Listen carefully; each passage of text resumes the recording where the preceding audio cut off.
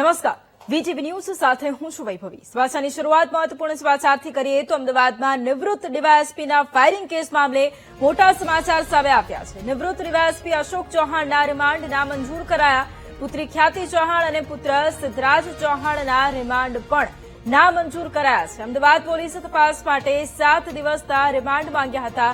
Metropolitan magistrate કોર્ટે તમામ આરોપીને જેલ હવાલે કર્યા છે। આ એક મોટું અપડેટ અત્યારે સામે આવ્યું છે કે જ્યાં ત્રણેય આરોપી છે કે જેમના રિમાન્ડ નામંજૂર કરવામાં આવ્યા છે।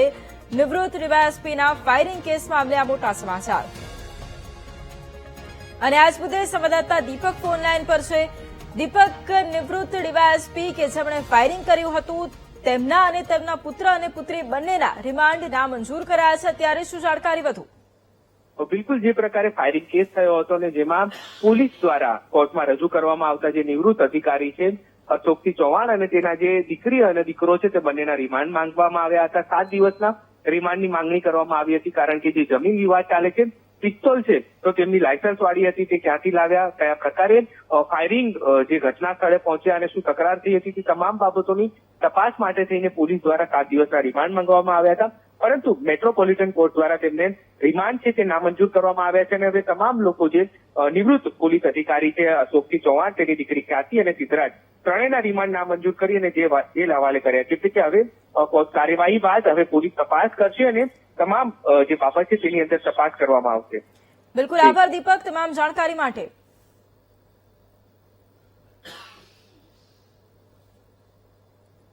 અમદાવાદમાં નિવૃત્ત ડીવાયએસપી અશોકસિંહ ચૌહાણના પરિવારની દાદાગીરીનો વધુ એક પુરાવો સામે આવ્યો।